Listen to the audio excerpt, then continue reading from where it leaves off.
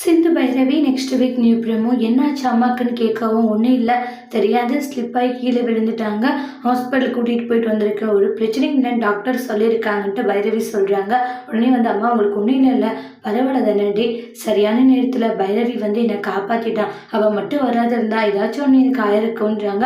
அவளால் தான் இப்போ நான் உயிர் பொழைச்சிக்கிட்டேன். எல்லாத்துக்கும் காரணம் பைரவிக்கு தாண்டா நன்றி சொல்லணும் அப்படின்ற மாதிரி சொல்கிறாங்க. அப்போ ரொம்பவே ஃபீல் ஆகிட்ட ஆறுமுகம் பைரவிக்கு நன்றி சொல்றாங்க.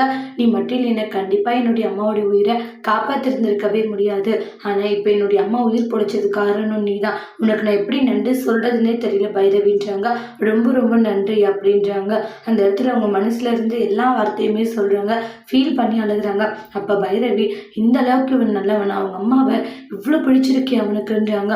அவங்க அம்மா கொண்டுனா இந்த அளவுக்கு துடிச்சு போனான்னு நாம இவனை தப்பா புரிஞ்சுக்கிட்டோமே அப்படின்னு சொல்லிட்டு பைரவி ரொம்பவே ஃபீல் பண்ணிக்கிட்டு இருக்காங்க. ஆறுமுகத்தோடைய மனசுல ரொம்ப நல்ல எண்ணங்கள் எல்லாமே இருக்கு.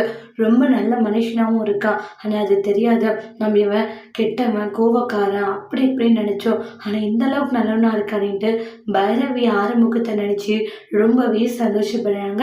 இங்க ஆறுமுகம் என் அம்மாவை காப்பாற்றினதுக்கு ரொம்ப நன்றி. இன்னும் நிறைய வார்த்தைகளை கேட்டிருக்கேன் நான் மன்னிச்சிருன்ட்டு சொல்லிட்டு போறாங்க. பைரவிக்கு ஆறுமுகத்தை நினைக்கும் போது ரொம்பவே சந்தோஷமாகவும் பெருமையாகவும் இருக்கு.